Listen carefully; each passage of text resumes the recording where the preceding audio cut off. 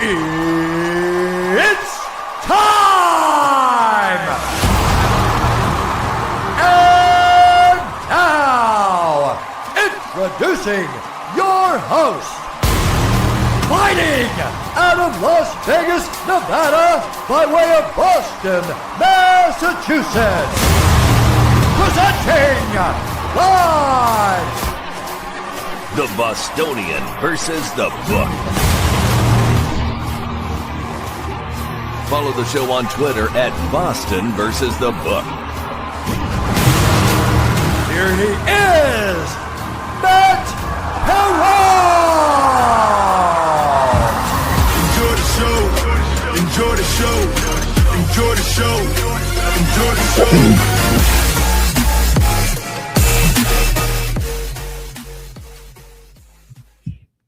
What's up, Brigade? How are you? Welcome into a Tuesday episode of the Bostonian versus the Book. My name is Matt Peralta. We are live on YouTube and X at Boston versus the Book. We get replayed on Sports Grid Television late night, 1 a.m. Eastern, 10 p.m. Pacific time, in your audio podcast, wherever you guys go and get your great audio podcast. We appreciate you guys subscribing and commenting over there on Apple and Spotify. It's been a nice growth for the show over the last couple of months. So if you're an audio only person, welcome. If you missed the show, you get it on audio. It's easy, on the go version of BVB. And I got to tell you, that intro, when you're driving down the road and you got the bass turned up, that intro pops. Like that intro hits. It's good on phones, but it doesn't do the full justice when you're listening to through like really good speakers.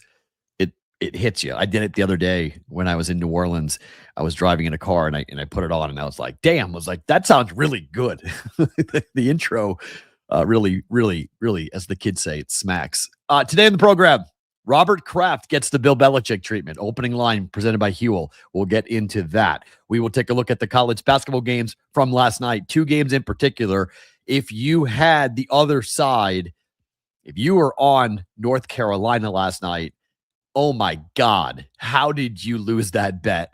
And if you were on Texas Tech last night, equally, how did you lose that bet? Now, I was on the over for North Carolina and Syracuse. We got that. I was on KU plus 4.5. And what a final minute and a half for the Jayhawks, who somehow remembered that they've got the best player in college basketball, who then hit 2 monster threes as KU closed that game on a 14-2 run. We'll jump down the rabbit hole with our friends from Rabbet and Rabbet Bet. Today, we'll take a look at rematches in the Super Bowl. We have another one. The 10th time we've seen a rematch in the Super Bowl, the Patriots and the Seahawks playing 11 years ago in the Malcolm Butler interception. And now we get into the game here on Sunday.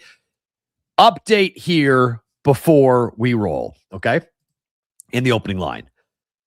This show tomorrow will not be here on YouTube. Just FYI, okay? I don't know yet what I am doing for Sports Grid. I got to talk to the guys after the show. If you're a Sports Grid viewer tomorrow night on the replay, I'm not entirely sure as to what we're going to put on Sports Grid tomorrow, but we will be live from Radio Row, Media Row tomorrow.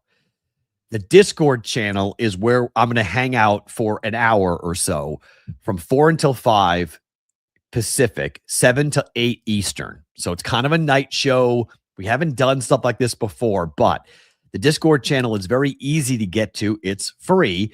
It's just a different platform than, say, YouTube. You're going to go to thebvbshow.com and there's going to be a Discord channel. There's going to be, after you join it, you'll get an invite. You'll download the app, desktop or on mobile. And then there's going to be like a little like side categories, and you will see the Brigade chat, but you will also see where I will be live tomorrow during the 4 o'clock hour Pacific, 7 o'clock hour. And we will be on Media Row. We will do a show that will be a little bit more on the casual side. It'll be sort of like an Ask Me Anything. It'll be like I'll set the whole stage as to like what's going on and where everything is. I am teaching my class at UNLV from about 2 to 3:30, so 2:30 to 3:30 in that window. So I got to be there and set up by 2:30 tomorrow. So my flight lands at about 11:15. I got to get from the airport over to the convention center. Then I got to get my credentials. Then I got to set up, and then I'll teach my class at UNLV, and then we'll do BVB. So that's not to give you my full itinerary, but to give you an idea, there's a lot of things that could go wrong in that whole conversation. Flights can get delayed. I may have problems when I get to San Francisco, car trouble, whatever. So just to give you an idea as to how this is going to go, if by some reason we are not on the air, I will tell you in the Discord channel as to why the show did not happen. But my plan is that we're going to get this show off and running tomorrow from the Moscone Center, from the convention center in San Francisco from 4 p.m. Pacific, 7 p.m. Eastern time. And you guys can come up on stage. This is a way of being interactive. You can come up and ask me questions. If you haven't seen the way that I do these things or haven't been part of us in the past, the way we do this, it's fun. It's different. And so the last time we did this was for our tribute conversation towards Dave. And I got to tell you, yesterday I went to go see Corbin, and I have 4 of the sweetest hats. I'm going to give one to Adam Bjorn. I'm going to give one to Sim Harmon. I've got one for each day, and you can get one if you want, but it's a Seahawk model and it's a Patriot model. I put it on my Instagram at Sports Talk Map for Instagram, but they're awesome. If you haven't seen them, I'm not going to spoil it. It's on my Twitter as well, but I'm not going to put it on the show. We're going to wait until Thursday to bust these things out, but they are awesome. I got to admit, the Seahawk, excuse me, the Seahawk model actually is better than the Patriot model. The Seahawk model is pretty sweet. It's really sweet. And they look similar to what I put up before from a hat perspective. It's similar, but it's different colors. And the green pops for the Seahawks. It looks really, really tight. It's really nice. I'm actually kind of annoyed at how good it looks. But if you want to buy one of those hats for the Super Bowl, it's easy to shop, thebvbshow.com. To go there, you click on the store link, and you can go, and there's an email portion on the store where you can email Corbin and tell him you want a Seahawk model or you want a Patriot model. It looks nice. You'll see it on Thursday and Friday on the show. It's pretty cool, but it was awkward is the wrong word. Different is probably the best way of describing that situation for me, because this will be the first time I will do a live show without Dave. And this will be the first Super Bowl I will be there without Dave. And so that's definitely, it was weird, because as I'm driving to go see Corbin, I'm going through all these things in my brain, and Dave normally is with me when I'm doing that. And then after I got the hats, I came back here. Eric is going to be producing the show for us on Thursday and Friday. And normally I'm having the conversation with Eric, Dave, and me. The three of us are going through all sorts of equipment, and like in typical, I don't know, one day it would be kind of fun to have Eric tell you guys all the stories about us getting ready to do stuff. Like some of the more historical parts of this show's history come from, like, I had to run out and buy a camera last night. Like I lost 2 things when we did the show at Circa. And I guess, sorry, I forgot about that. So this is the second show. This is the second and third. So actually, the third and the fourth show, because we did the Circa shows. Dave wasn't there for Circa. So this is not the first. It's the second time. But first Super Bowl without Dave. At Circa, I don't know what I did, but I lost the BVB banner and I lost a camera. I don't know how. That is not like me to ever lose any type of equipment, but I somehow lost either, like, there's a suitcase somewhere that I'm going to find, or I left the suitcase with all the equipment in the back of one of my cars that I reviewed, and they brought it back a month later and were like, here you go. And I don't know if there were 2 suitcases that I left in the back of the car versus 1. I don't know, but there's definitely somewhere in the world, there is a suitcase or some type of holder that has the BVB banner and has a camera, a webcam that I used to use for all the live shows. So I had to go buy a new camera last night, and Eric and I it's 8:30 at night, and I'm like, I got to go to Best Buy. So I run to Best Buy to go buy a new camera for the show. And it was just like, I was laughing in my head. I was just going like, this is what happens all the time. And this is why, Dave would just say, you do it, and then tell me what I have to do. So it was one of those walk down memory lanes. It was, a way of keeping your friend's memory alive, but also there was a large dose of sadness that came with it about like, man, like these are the things that we really loved to do. And going on the road with Dave was so fun. And it was such a cool experience. And we had such an awesome time going to these Super Bowls. So number 4 for BVB, going to San Francisco. I'm going to go see my brother tomorrow. I'm going to meet my brother's girlfriend for the first time tomorrow night. We're having dinner after we do all the stuff. I'm going to have dinner with my brother. So like, this is a big deal. They just moved in together. I'm the first person in the family to meet the girl. She's been kept kind of under wraps. No one's been allowed to meet the girlfriend. So I get to meet the girlfriend coming up here on Wednesday night. So that's going to be fun to check that out. So it's just a lot of fun stuff about to happen. A lot of craziness is going to happen over the next couple of days. So no show here on YouTube tomorrow. The show will be on Discord. It will not be at 1:00 Eastern time. It'll be 7:00 Eastern time, live from San Francisco, from the Moscone Center, with fingers crossed that everything works, that I get my credential, that the flight takes off on time, that the flight lands on time, that everything works out, that everything comes in. I feel like I did something at one of Steven's properties last year on my own. Oh, Derek Stevens? That was Circa. Yeah, that was Circa. Yeah, so that's where we were at Circa last year.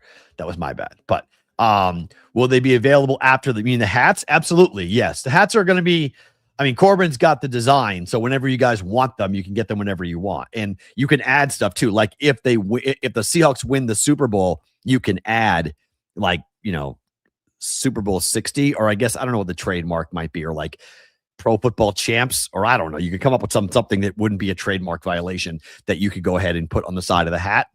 If the Patriots win, same thing. So the Patriots are wearing white, so it's a white hat with blue bees in a red V for the Patriots model. The Seahawks are dark blue, like the uniforms they're wearing, with a bright green fluorescent B, silver V, and silver statue for Seattle. So it's the colors that they're wearing in the Super Bowl. They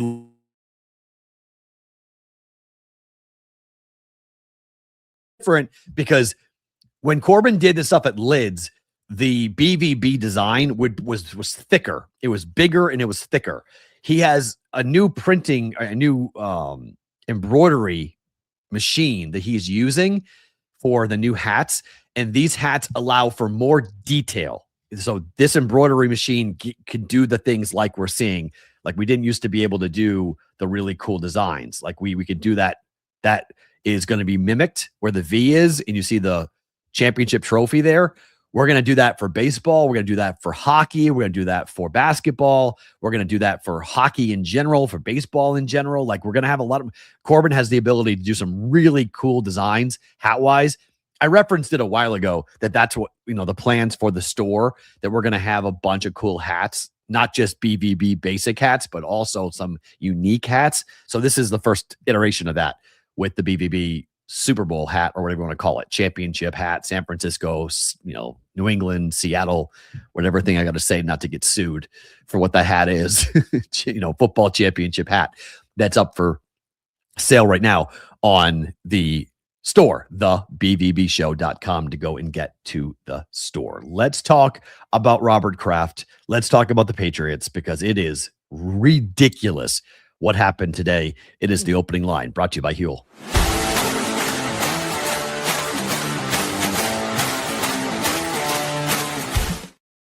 Opening line being brought to you by our friends at Huel. Robert Kraft not making the Hall of Fame might actually be a more embarrassing snub for the Hall of Fame than Bill Belichick. Why? I'll tell you about here in just 1 second. But if you have not gone and checked out Huel yet, you guys can get 15% off with the code BVB15 at Huel.com/BVB15. New customers only. Huel. These guys have been with us for a bit. If you are looking to stay on your goals here for 2026, this is a great opportunity for you guys to do that because of the protein that this shake will bring. It is not really a shake. It's more of a meal. It's a meal replacement that could deliver as many as 400 calories to you with the ready-to-drink shakes or the powder that I have all the time myself in the morning. It is gluten-free, which is huge for me because I am gluten-free. It is vegan, in case you care about such thing. It's vegan, unless you put stuff in it, but it's vegan for you on the shake. It is easy to make, and it gives you 35 grams of protein for the ready-to-drink, 40 grams of protein for the powder. There's not a better way in my mind, if you're busy, to get and keep on your goals here in 2026. It's February. How many of us have already given up on our New Year's resolutions? Don't give up. Keep going. Check out Huel, Huel.com with the code BVB15 to save 15% off the first starter kit that you should try. The starter kit is definitely something you guys should, if you haven't done it before, it's a great introduction into Huel, into what they've got. They call it the high protein starter kit. Check it out. Very, very cool. Huel.com, BVB15. Okay, let's talk about Robert Kraft, who today, we all learned that today, the Patriots owner is not going into the Football Hall of Fame. Let's give you a little history of Robert Kraft, because Robert Kraft is not just a incredibly influential owner. Okay. He has taken this franchise to 11 Super Bowls. 6 of them he has won. If he wins on Sunday, his team will have won 7 Super Bowls, the most all time. The 12 appearances is already a record for the most appearances all time, 10 of which came under Robert Kraft's direction. When Robert Kraft bought the Patriots in 1994, the Patriots were an absolute laughingstock. Patriots were the worst franchise in the 80s. They were the worst franchise in the 90s. They couldn't do anything. They went to 2 Super Bowls in 1985 and 1996. The Patriots got annihilated by the Bears in 1985. The game wasn't close. It was 45-10. The Patriots in 96 somehow caught fire with Drew Bledsoe, and they went to the Super Bowl with Bill Parcells, and they lost. They lost to the Green Bay Packers and Brett Favre. It stunk, but the Patriots then would have to go through a traumatic experience with Bill Parcells deciding he was going to leave to go coach the New York Jets. The Jets were the team that the Patriots took away the coach that they wanted. After he took a job for a day, the Patriots swooped in and took Bill Belichick and hired Bill Belichick. Under Robert Kraft, the Patriots have gone to Super Bowls with 3 different head coaches. That's never happened before. The Patriots are the first franchise to ever go to 5 decades in consecutive decades where they've gone to at least 1 Super Bowl in every decade. Robert Kraft is responsible for all that except the 1985 Super Bowl. Think about that. This guy has been the owner for 11 of the 12 appearances in the Super Bowl for the Patriots. If Jerry Jones is a Hall of Famer, how in the hell is Robert Kraft not a Hall of Famer? And I'm not even talking about the championships, because he's dwarfed Jerry in that capacity. He has destroyed the NFL. The jealousy amongst these people who have a vote for the Hall of Fame is unbelievable. I don't care what player Robert Kraft is put up against for a Hall of Fame induction. And I'm serious. I don't care if you're putting him up against Tom Brady. If I was picking between who goes into the Hall of Fame first, Robert Kraft or Tom Brady, if you look at the history of the NFL, if you look at the longevity, of Robert Kraft and what he did for the franchises, not his own, the franchises of the NFL, Robert Kraft is largely seen as the man who saved football in 2011. He was the one that brokered and got the players back to the negotiating table when nobody wanted to deal with Jerry Jones and nobody wanted to deal with the other ridiculous owners, that the players had said, we're not playing football, we're done. It was Robert Kraft who brought everybody back to the negotiating table and ultimately got a deal done.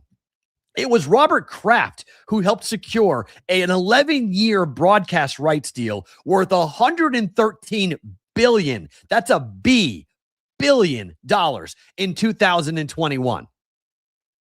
He is the most important owner in the history of the NFL.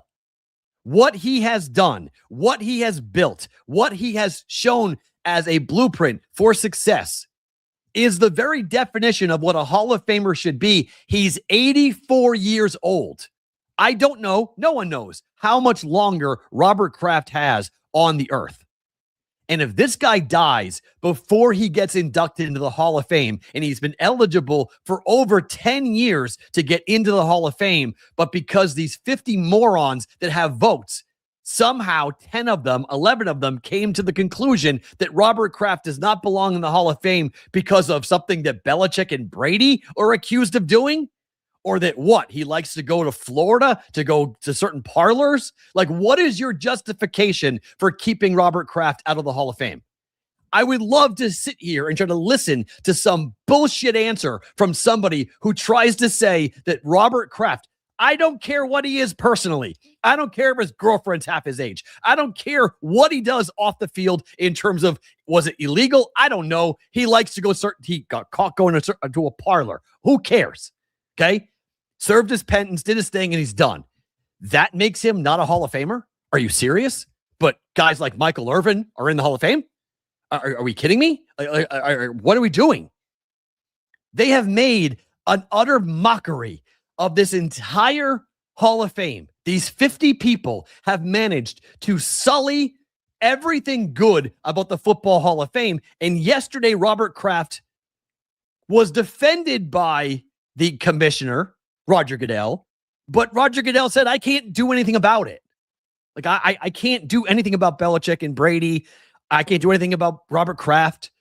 The NFL has no say over the Pro Football Hall of Fame. And he's right.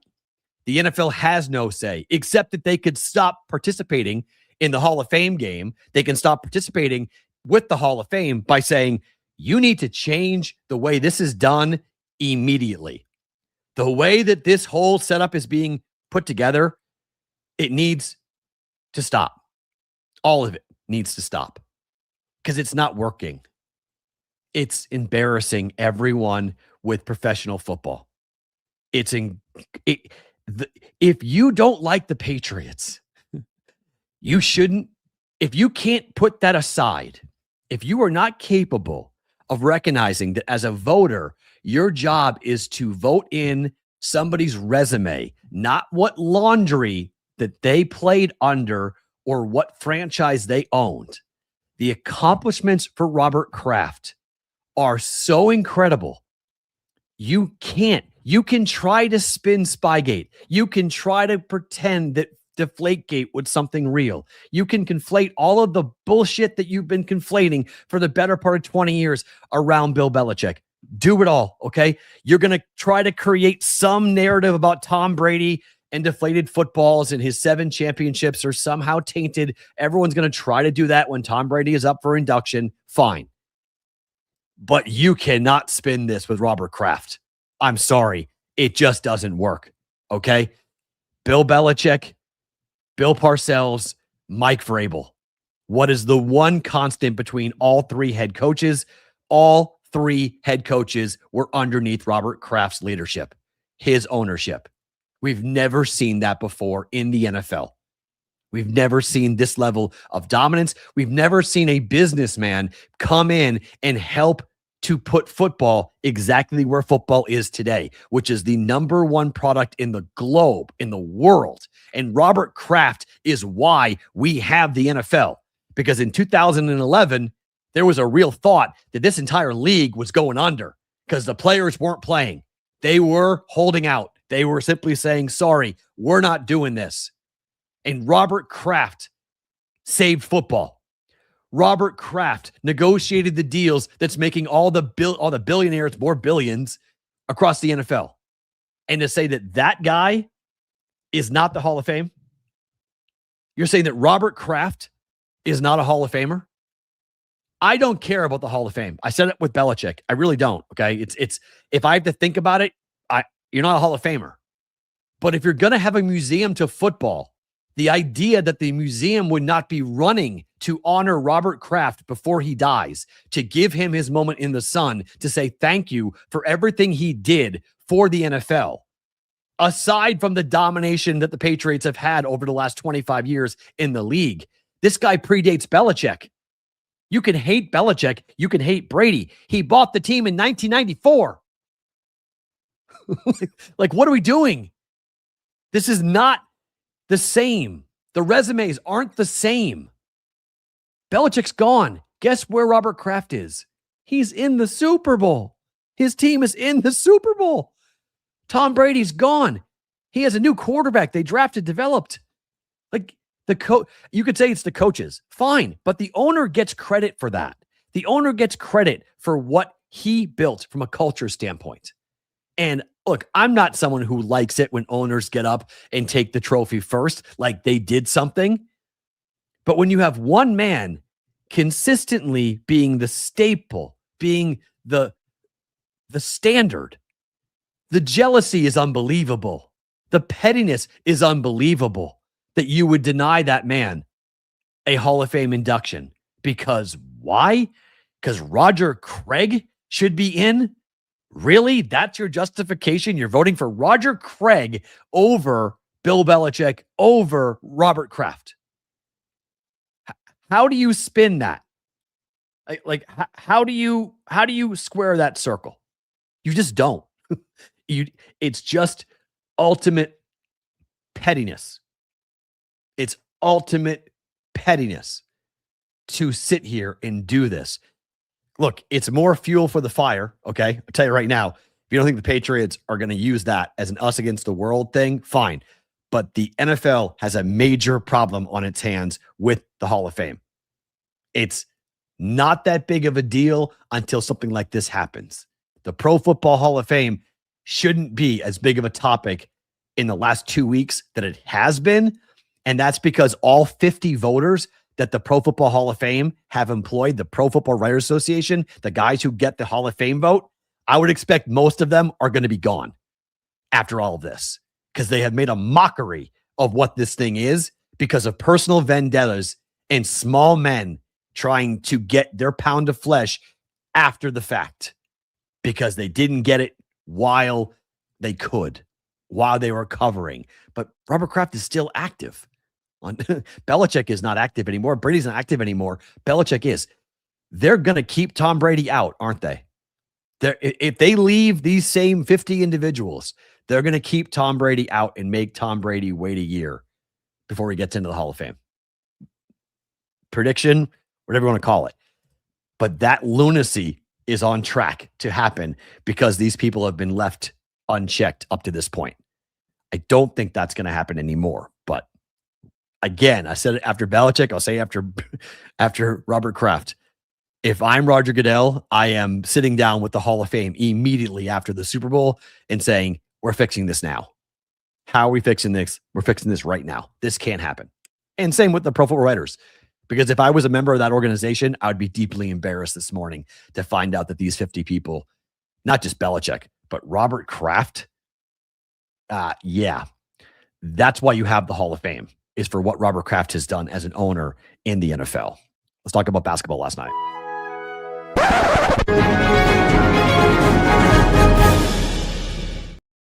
Let's start with Syracuse and their ridiculous cover over North Carolina. Now, I was on the over of this game, so I was watching it closely towards the end, but this was unbelievable. Syracuse was down 32 points in the second half. They were catching 11 points. They're down 32 points in this game. They were completely and totally out of this game. Totally blown out. 87-77 was the final. How? How did this happen? if you want to talk about the worst beats of the 2025-2026 college basketball season, this one might be up there because late in the second half, this was the score. It was 72-40 with 10 minutes to play in the second half. A 32-point lead with 10 minutes to play. You're just watching the clock to count it down to when you can go and cash your check or cash your ticket. This is a cover. North Carolina's up by 32 points, 70-40. And the final score turns 87-77. North Carolina scored 15 points over the final 10 minutes of action last night. Like, how in the hell does that happen? Like, that is one of the worst beats you can have in college basketball. I think it's the worst that I've seen so far this season in college basketball. I don't know how that happened. I don't know if, and oh my, I'm seeing in the chat, some of you guys are on it. Oh God, Ish was on it. 11.5. You laid 11.5. I feel for you. That is as bad of a beat as you're going to take in college basketball. I was watching the game and I was pretty nervous. I was on over 156 and I was pretty nervous. I was like, are we going to get there? I was like, I don't know. And then I started watching Syracuse hit 3 after 3 after 3. And I was like, what's the number? And I went and looked and I was like, oh my gosh, that number is 11. It closed North Carolina minus 11. And it winds up falling 10. 87-77. 15 points scored over the final 10 minutes for North Carolina. Now, they pulled all of their starters out, and it was sort of just a coasting, and the game was over, except the game wasn't over for many people who were betting that game. Yeah, I would agree, Joel. Many people just turned it off and then switched it back on going, wait, what? Like, click, hold on. Like, wait a minute. I'm going to lose this game? It wasn't just that game that was a brutal beat. Kansas ended the game at Texas Tech on a 14-2 run in that game. A 14-2 run. Peterson hits 2 threes late. The first one was a right wing fadeaway 3-point bucket that hit nothing but nylon that put KU up. Then he hit another one after Texas Tech. Well, the first one put them up by 1, right? Or did it tie? No, it tied the game. That's right. The first one tied the game. The second one won the game, 64-61. The game went woefully under. But KU ending the game on a 14-2 run. Texas Tech was favored by 4.5 in that game. KU, I thought we were good to cover. I didn't think KU would win the game outright. That was stunning to see Kansas win the game outright. And if you're Texas Tech, you're like, okay, we did a great job defensively on Peterson all game. We had kept him away. He had only scored 2 points in the second half before he got those 2 threes to go down. But when it came to go time, when it came to winning time, you saw the best player in college basketball take the basketball and hit 2 huge shots. KU's a problem. Kansas in the tournament is going to be a problem because much like Syracuse, speaking of Syracuse, with Carmelo Anthony, when they had the best player in the country, it doesn't really matter who else is around that player. The best player in the country come March can lead you to a national championship. Kansas is legitimately a national championship team. Like with Peterson, as long as he can keep himself on the court because of the cramps. We talked about it going into the game yesterday. BYU didn't see Peterson play for the whole second half, and BYU got crushed because he scored 18 points in the first half against BYU, and the Jayhawks were up huge on BYU at home, and then all of a sudden it turned into an 8-point victory, and Peterson didn't play in the second half. Well, now he plays the whole game, both halves, and they needed him to play both halves because of what he did in the second half was incredible. Those 2 shots were absolute money. But if you had laid it with 4.5 with Texas Tech, you still thought, all right, we're good. Like we're up by 10 points here. Like we're winning this game. We may not cover, but we're winning this game. 14-2 run is the result. 4.5 gone. KU covers, but they do more than that. KU comes in and steals it, and KU wins. I really, Carolina fans, you guys are going at. Come on now, dude. Come on now. Let's pump the brakes here just a little bit on this.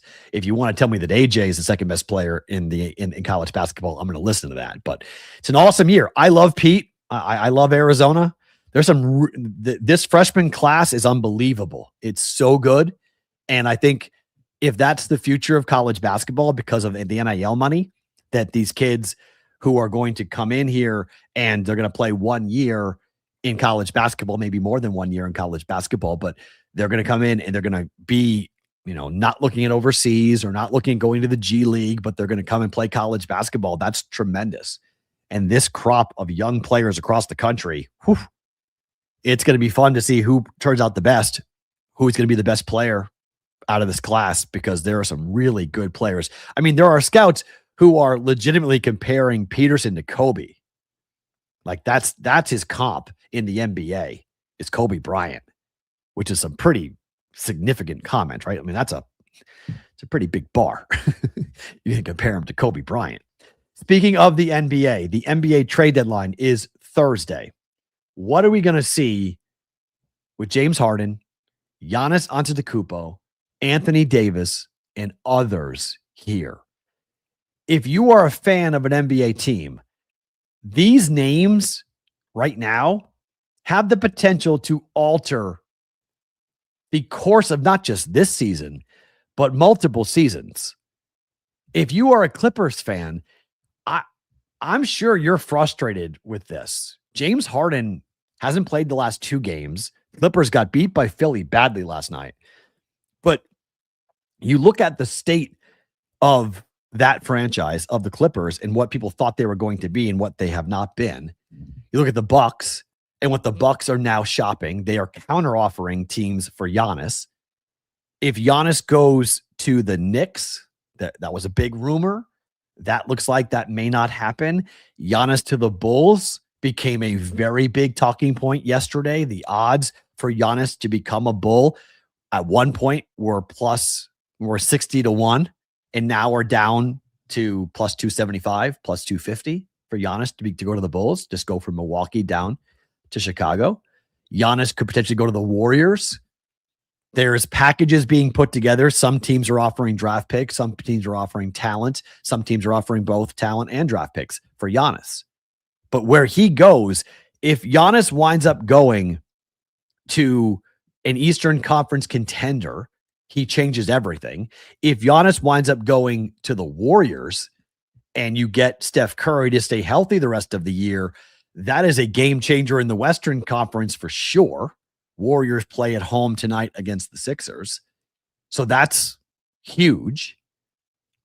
I can't wait to watch this. Giannis, his injury concerns are so high that any team that goes and gets him, I think you got to be really careful about trading for Giannis. I know he's going to be highly coveted just because of who he is. NBA champion, MVP, unbelievable player. You rarely ever see a player of this caliber getting shopped at the deadline or near the deadline. But if the Cavaliers can get James Harden, that's a huge pickup for them, and that changes their season because the expectations for Cleveland this year were super high. They've been up to this point, a disappointment. And so you kick the franchise in the butt by injecting 36-year-old James Harden, who's going to come in and is going to give you 20 plus points a night. He's going to be, we'll see what the package winds up being, who's left on that Cavalier roster after the deal gets done. But that could be a gigantic move for Cleveland. The Celtics have been kicking around and have been talked about. A variety of big men have been talking about with Boston as to what they're going to look like. Detroit they might need to make a move just to make a move just to improve their talent, even though they're the best team in the East up to this point, given what the Eastern Conference is going to look like. If we're talking about major moves here and really a busy and active NBA trade deadline, we haven't had one of these in a while. we haven't had a crazy NBA trade deadline in a while. And I think it's potentially like a day on Thursday where we're sitting here and we're doing interview during Radio Row, Media Row. And it's like, oh, by the way, Giannis got traded. Oh, by the way, James Harden got traded. Oh, by the way, others, big names got traded with the NBA. I'm going to be surprised if teams that are like just behind the Thunder aren't making big moves. Like Denver needs to make a move. They need to get more athletic. They got to go find a wing. If I am the Rockets, I'm looking for a veteran point guard, right? Fred VanVleet was supposed to be that guy. He got hurt. He's out for the year. I would go try to find a veteran point guard who can help run the offense for these young studs that I've got. If I'm the Celtics, I'm looking for a rim protector. Like I'm trying to find somebody who can play, rim to rim, who can then go and give me 10 points and 10 rebounds a game. Like I'm trying to find that type of player. If that player can hit threes, even better, because it fits into the Celtics offensive game plan, but I want him for defense. Like Boston needs a guy who can play defense right now at the rim. In particular, if Jason Tatum is not coming back, if that's true, it would be malpractice if Brad Stevens didn't make a move for Boston on that. So be watching to see how that might go. The drama of the NBA is always in the summertime, but now it feels like because Giannis is being shopped and James Harden has been sat down so they can go and, pitch him to other teams so he doesn't get hurt. The fact that we're sitting here at the trade deadline on Thursday and we've got this much smoke flying around the NBA, we could be watching the markets swing dramatically. Giannis moves the market, right? If Giannis gets traded to a contender, Giannis instantly, that team, their odds will drop fast. If James Harden goes to Cleveland, instantly their odds will drop fast. Like it'll happen when the trades are made. Where they go matters though, right? If Giannis goes to the Warriors, I think the Eastern Conference, those numbers most likely are left alone, but the Western Conference numbers have to be adjusted. Like you have to look at the Warriors as a legitimate championship contender if Giannis gets traded to go play with Steph Curry. So I really like, this is fun. Like this is, if you're a fan of the NBA, this is fun. Like these are the types of conversations that you're after. These are the types of drama-filled days that you're watching. So we'll see where Giannis goes. I would probably think he gets sent to the West, that the Bucks don't want to keep him in the Eastern Conference, but maybe the best offer stays in the East. So that's why they go and do that. But James Harden's sort of a complete wild card. I'm not sure where James Harden goes, to be quite honest. I'm not sure where he gets traded to. I just think there's going to be a really cool potential for game-changing moves on Thursday. Who goes where? We'll find out. But we'll watch it for sure. Thursday's show could be really, really fun with the deadline. Let's jump down the rabbit hole.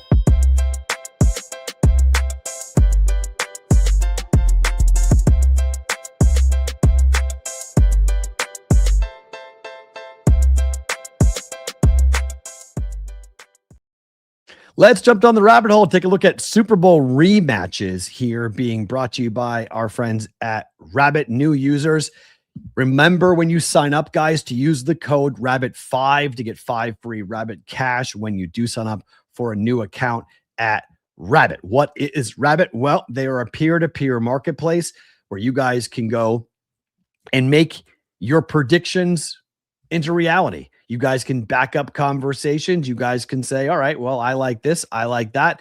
Well, I disagree. Let's make a play.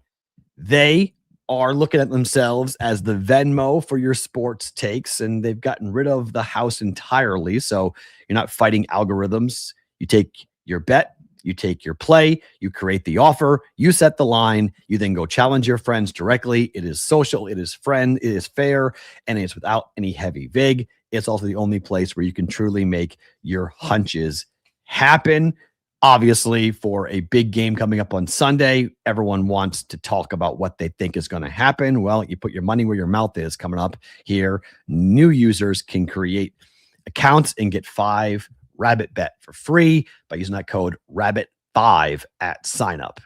Rabbet, go and download it in the Google Play or Apple Play store today.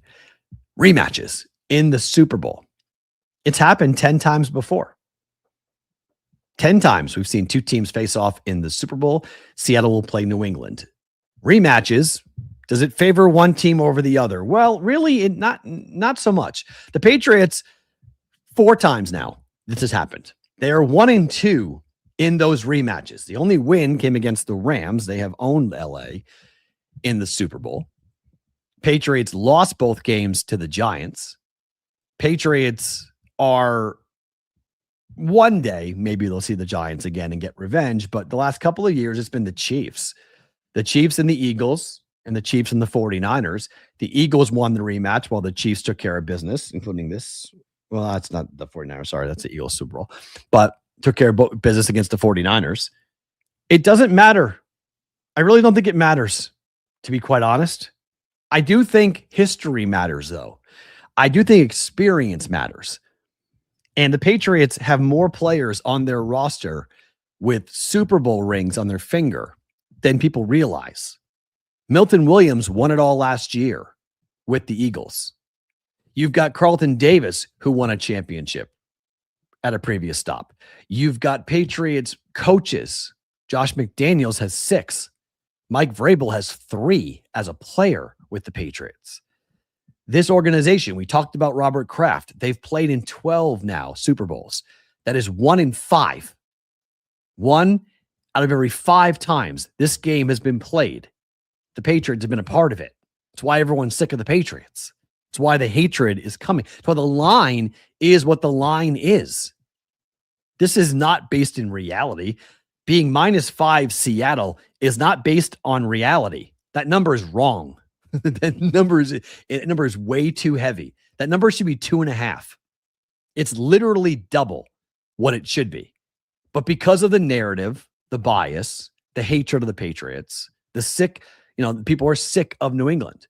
And so they're saying the path. But nobody really wants to talk about the fact that the Seattle Seahawks path was a joke to get to the Super Bowl. Was a joke. They didn't play in the wild card round. They played a 49er team whose roster was a complete joke. They had nobody really that had a major impact on defense available to them. It was Christian McCaffrey and Brock Purdy, and that is it. And then they played the Rams, which was the 3rd time they played the Rams in 2025 and 2026. Divisional opponent. They know what the Rams are. They know what the Rams try to do to stop them. They've seen the Rams offense. They've seen Matthew Stafford. They've seen everything that they're going to run. That is a beautiful matchup to be at home for an NFC Championship game, to have Seattle sit there and let the Rams come to them. And more often than not, the home team wins the championship games. The Patriots played in the wild card round, had to beat the Chargers. The Patriots played in the divisional round, and they took care of business against the best defense in football.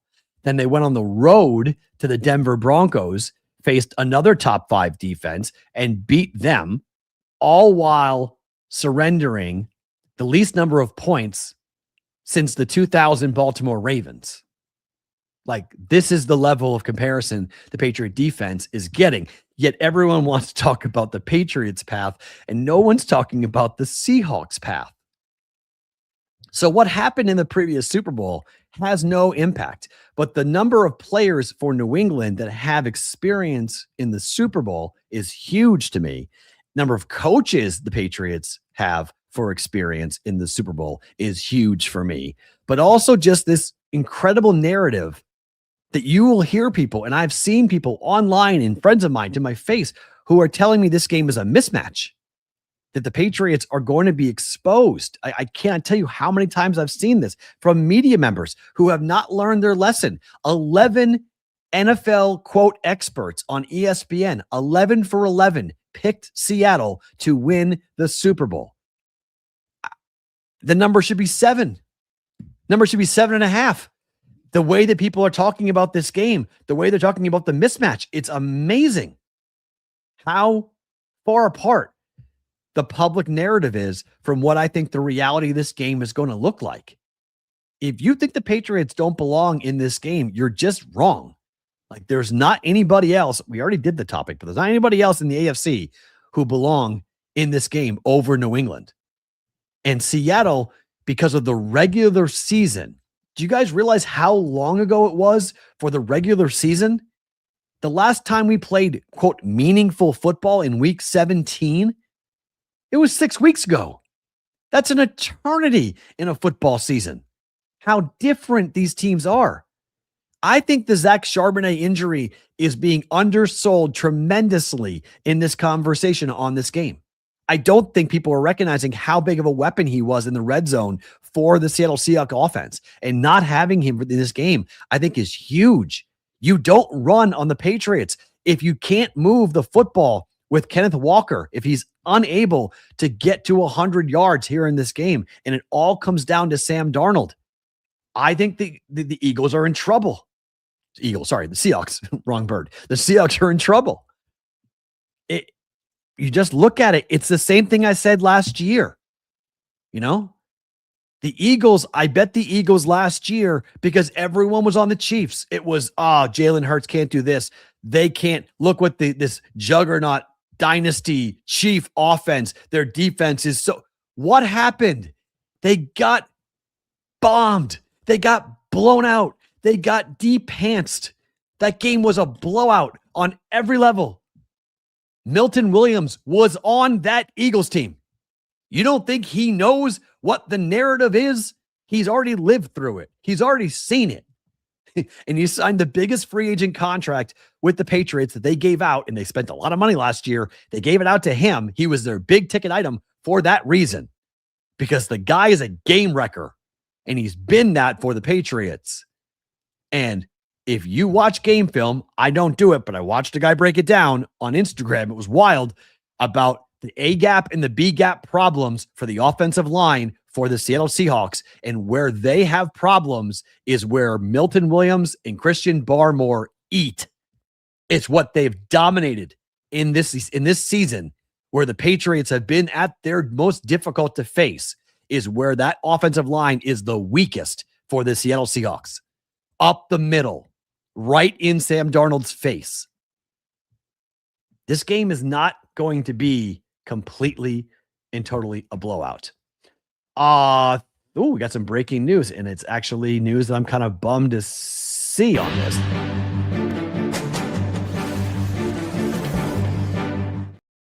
We were talking NBA trade deadline. Interesting. So it looks like Jaren Jackson is going to be traded. Interesting on that. I don't know what happened to our Instagram feed, but I apologize. Our Instagram feed just went down for whatever reason. So we got to remove that. That's unfortunate, but that happens. Maybe Instagram doesn't like me. According to JC McCasey, Grizzlies trading Jaren Jackson Jr. to Utah. Jackson, 3 players to Utah, but 4 players in a future pick. Damn it. Well, I wanted him on Boston.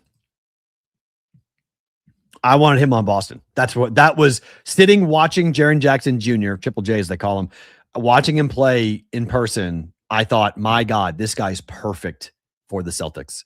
Rim protector, rebounder, 3-point shooter, runs the floor. I was really hoping that he would wind up going there. I'm not really sure why the Utah Jazz are making trades, however. That's a little weird to me.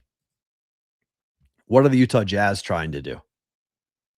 Like, let's see. Utah right now, let's look at the standings. Utah currently sitting at 15-35. You would have to think this is a spinoff, right? That they're trading for Jaren Jackson to spin this off, or do they really think they could make a move? They're 8 games out of the 10th spot for the play-in tournament. The Grizzlies are 19-29. They're 3 games out of the play-in tournament. But what are we doing? So Ja Morant will get moved now. True. He didn't play in the game that I was there watching the Grizzlies. He hasn't played in a while. So I wonder. So there's this theory that's been tossed around that the way the Giannis trade is going to get constructed, it's going to be like a 3 or 4 team trade. Like it's going to be super complicated how they get the numbers to match and how they get every team to be comfortable.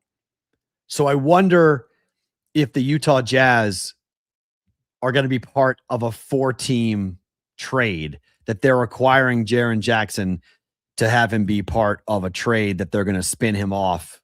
And maybe it's Lauri Markkanen. Maybe they're just part of a whole massive trade package, because that doesn't make any sense. To me, that makes no sense. Why would you, if you're Utah, why are you trading Jaren Jackson Jr.? Why would you want him? Why are you picking him up? So I think that's a small move that will lead to a larger move in the next day or two. But I don't get why Utah would be acquiring a player like Jaren Jackson Jr. I like him a lot. A contender can use him for sure. But Memphis is bad, and Memphis has some. Obviously, the Ja Morant question now comes to front and center as to what happens with Ja Morant now that Triple J has been traded. Let's make some bets.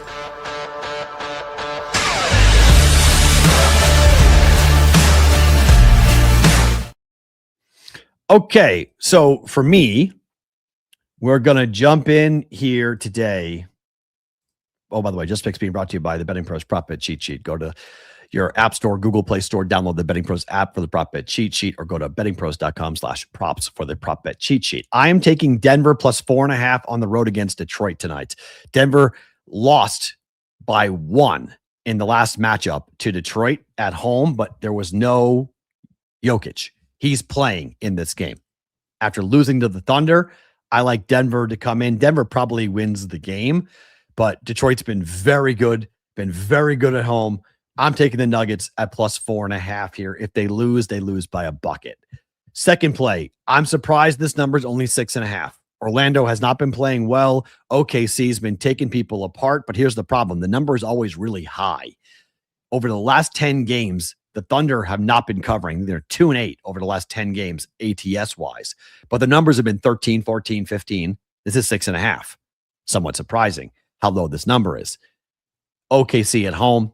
Give me the Thunder to go ahead and beat Orlando. And finally, I took 1.5. This number now is 3. I haven't seen the status for Joel Embiid. Philly's on a back-to-back, so potentially you're not going to see a Philly Embiid-led Philadelphia team tonight against Golden State. The Warriors have been very good at home, but Philly's been red hot. They've won 4 games in a row. They've covered 4 games in a row as well. I like Philly plus the points here tonight, probably to get a W. Embiid hopefully does play tonight for Philadelphia on this. That number is 5 now, so it's going up. Okay, you can get Denver plus 5. I like it even more. And the number is 8.5. Okay, well, I got 6.5. So it was too low. Like that number against Orlando for OKC being 6.5, that was too low. That was wrong. So I laid 6.5 with OKC coming up here on that. So thank you. They're now 8.5. So, and that's probably closer to the right number here, just given the firepower for Orlando. They just don't really have it. I don't mind to play on the under in that game either, to be quite honest, but I'm going to stay away from totals tonight and just take sides. I like it a lot on that. Bet365 just went to 5.5 for the Patriots. I'm telling you, you can wait. Like, there's nothing but money coming in here. Now it's minus 108. Okay. There is nothing but money coming in straight on Seattle. There's no need to bet the Patriots. It's Tuesday. If you're going to bet the Patriots, you just sit and wait. Like, there's not that number. If it starts to come down, I mean, if it hit 6, that would be, I cannot see it staying for long at 6. Okay. But I've been around for too long now. This just feels like, I hate the word trap. I don't think books set traps. The books take action and move the number, but I think the books are comfortable. Let's just say that.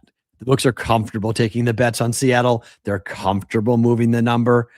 I mean, how do you not tease this number? Like, how do you not take this 5.5 and make it 11.5, take the total from 45.5 or 46 and go up to 51, 52 and pull it down for an under?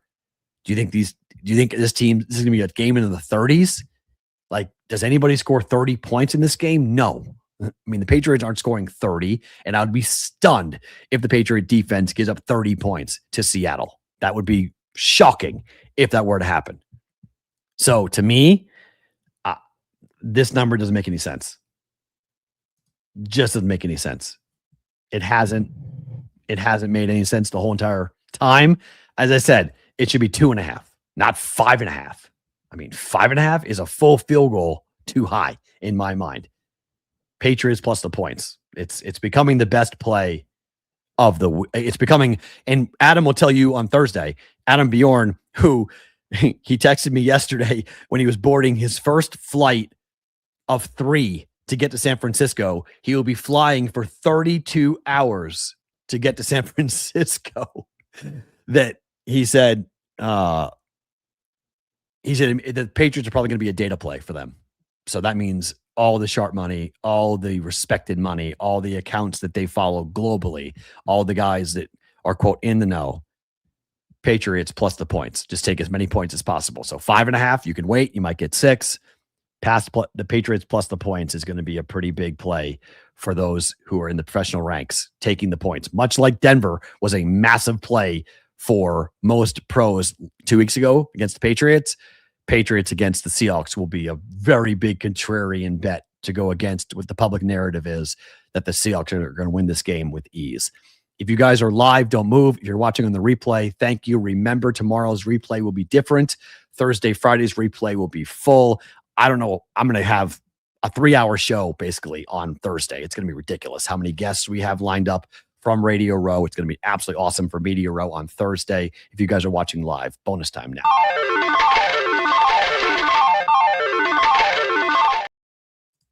You can ask him, Eric. I mean, you'll be in his ear, so you can ask him to do an airport review. 32 hours in the air is brutal. That's crazy. Henry saying that DK and MGM. Well, hold on. Didn't someone just say bet 365 is at 5.5? Come on, guys. You got to make sure you tell me the right numbers here. I'm on the air. I don't know. Let me see. Let me pull this up. From a live odds perspective. On my odds board, I'm staring at all 4.5s. There's a 5.5 at Hard Rock. Oh, there's a 5 at South Point, a 5 at the Superbook. So Vegas is 5. So you get Superbook and South Point are at 5. 5.5 is at Hard Rock bet. I don't see bet 365 on my odds boards, but Hard Rock's at 5.5. 5.5 even money. They're daring you to bet Seattle. Like, you want Seattle? Come get it. Come on, even money. Come get it. Wow. I don't know, man. I don't know. Yeah, that's fine. You can do Moneyline Patriots. It's not horrible, JC. I know a lot of people are doing that. I taped a show this morning with Pat Fitzmaurice from Betting Pros. That's his play. He says, forget the points, just take the money line. I would take the points. Like for me, I'd take the points. I mean, I look, it doesn't matter to me. Okay. Other than my fandom, which my fandom obviously is pretty large, but other than my fandom, I have a 14-1 ticket on Seattle to win it all. And I have an 11-1 ticket on the Patriots to win it all. It doesn't matter to me. I'm going to do really well. Either team that wins, I get to kick my heels up and get to, have a nice little walk to the window, no matter who wins. Clearly, I want the Patriots, but if Seattle wins, I make more money. So I've put myself into a perfect position. I do like the over. I am going contrarian. I like the over 45.5. Nobody else does, but I'll give you a prop bet you can make as well if you're looking for one.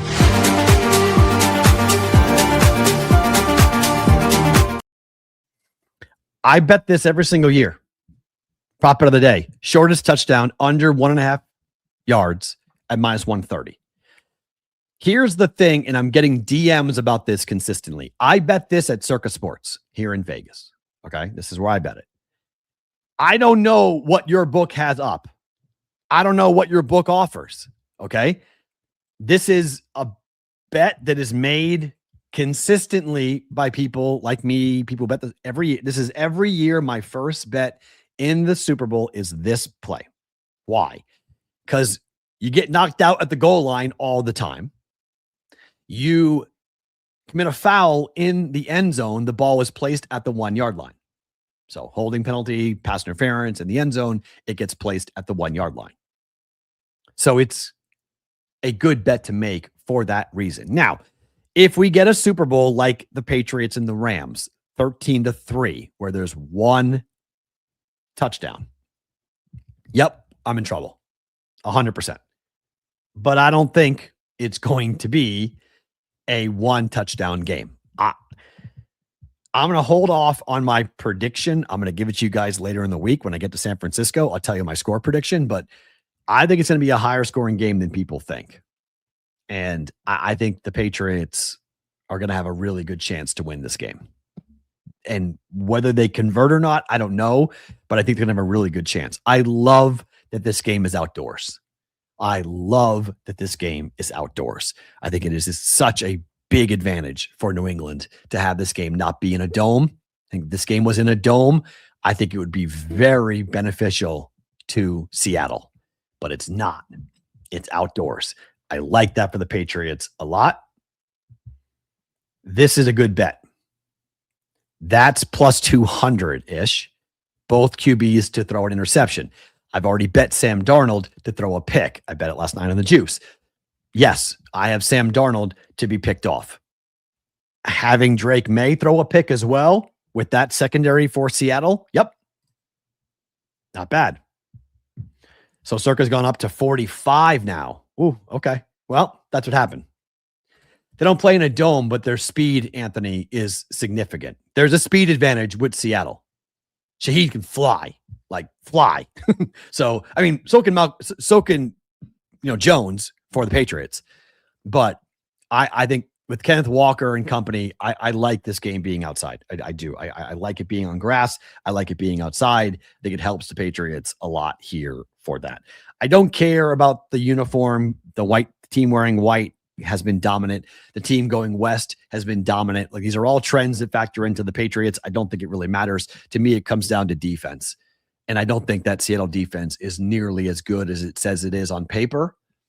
I think that they played some fortuitous offenses. I think the Rams are not that good. I think the Rams, everyone's pointing to Matthew Stafford and the Rams about how good they are. I don't think the Rams are that good. That's why they almost lost to the Panthers. This is by far the toughest test and the most difficult defense that Sam Darnold will face in his playoff career. And I don't think people are nearly looking deep enough into what Seattle's numbers are and who they faced and what they've gone through versus what the Patriots have faced and what they've gone through. There's a lot of groupthink going on right now for New England and Seattle. Be careful. That's all I got to say is be careful. Favorite thing about today.